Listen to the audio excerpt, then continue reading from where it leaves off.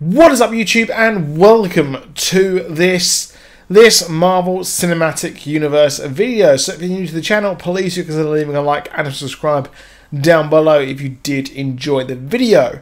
So we're getting quite a lot of Marvel Cinematic Universe news coming out, and it's pretty cool that we're getting this, especially after everything that happened with Infinity War, because usually after a big movie comes out, there's not too much buzz around the franchise, to be honest. I mean, we had Justice League come out last year, and, well, it might be down to the movie, or the quality of the movie, or just down to the fact that no one really seems to care about the DCEU that much anymore, which is a real shame, because there were elements of Justice League that were pretty good. But considering the fact that we've got Ant-Man and the Wasp next, and we've also got Captain Marvel next as well, this is probably why there's quite a lot going on.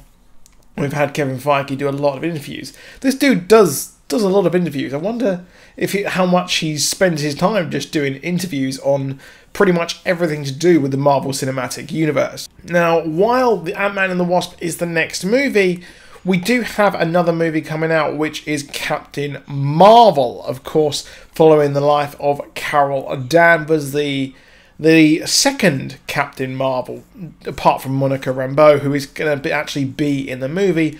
And what I'm thinking is, as I've been reading Captain Marvel, the 2012 Kelly Sue version, once again, it's looking more and more likely that we're going to see pretty much a complete and utter retread of that comic book, or at least we will see her living down in Louisiana with Monica as well. But what is really cool is the fact that while we've had the press tours and things like that, the success of Black Panther has allowed quite a lot of more diverse ideas to be used. So considering the fact that, well, I think that Patty's Wonder Woman, the DCEU Wonder Woman, paved the way heavily for female protagonists, female comic book characters to be used as the leading person. So that's quite cool, and the fact that Captain Marvel is next is going to be the first female-led MCU movie, and we've also got Ant-Man and the Wasp, with that being the first female, technically, co-lead. I guess you could say that is most accurate, with Captain Marvel being the first one to actually be leading the pack. So Kevin Feige said that we're going to be getting some more diverse directors and diverse characters. So we will be seeing new versions of the characters that we know and love. So new versions, yes, that makes complete sense, because, well, what the hell is going on? So first of all, the new version of the character we love is Hawkeye, who will be, well, no longer Hawkeye, he'll be playing Ronin, but there is Kate Bishop, the version of Hawkeye, the next version that happened. We've also got Riri Williams, who is, of course, the next version of Iron Man, the kind of Iron Heart as well. And we've got many other characters, such as X-23, who took up the mantle, but, well, that's X-Men, and that doesn't really count here, to be honest. Now, Spider-Man, of course, we've got Miles Morales, who has been teased heavily in Spider-Man Homecoming, with Childish Gambino playing his uncle, the Prowler, and his mask being used at the end of the movie. So, in the next phase, we'll probably actually have a lot more diverse characters and different versions, new characters that we know and love, with then passing the mantle on to different characters. But the fact that we're getting more and more diverse characters is a great thing, and diverse directors, that fits in very well. So expect more female directors as well.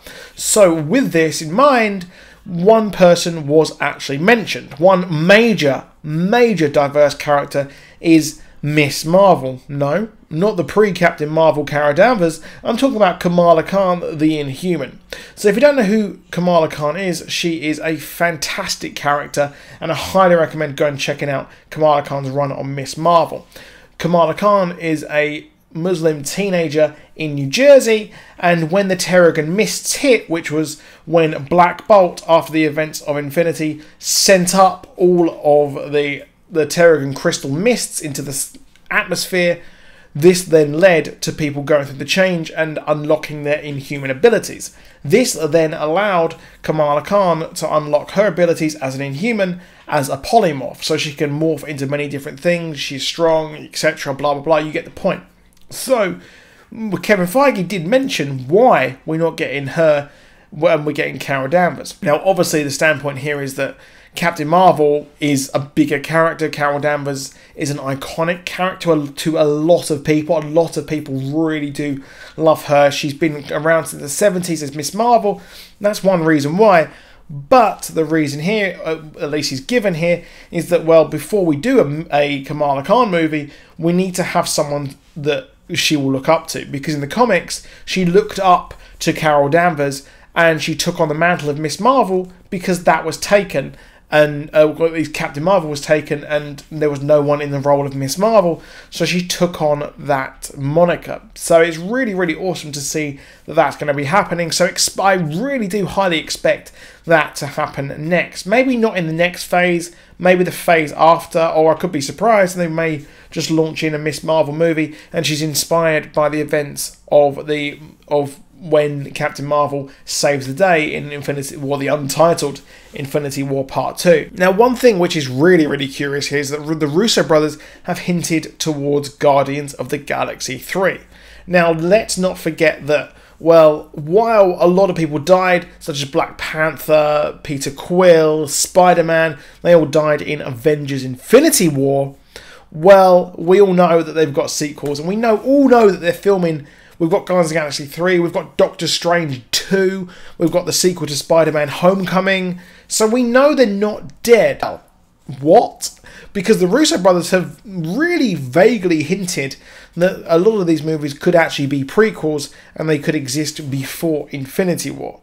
So with that in mind, they're mentioning that the Marvel Cinematic Universe is not linear at times. Of course, we saw the Captain America movie was a prequel, and we had Guardians of the Galaxy 2 was set at the same time as Civil War, so it wasn't set after that.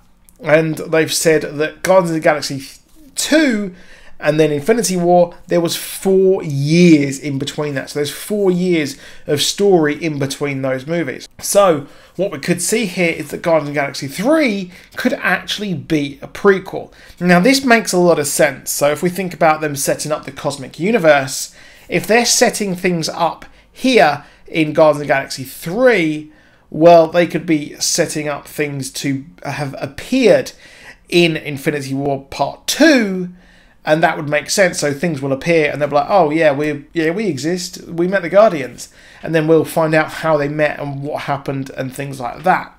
So while I don't really want it to be a prequel, I want them to go on and have and experience the effects of the characters and Guardians and the loved ones dying, because that's great characterization. I think that they can have a bit more fun if they deal with prequels. They can tell stories and things like that without having to deal with major issues like that. However, with characters dying, that's a way to keep actors like Drax and people like that around who may have died or kind of won't be around, and or characters that they've 100% killed off. They can still have those actors and have those characters, but it'll be bittersweet. However, we will know the ending, so I'm not really a big fan maybe of that. I would prefer sequels.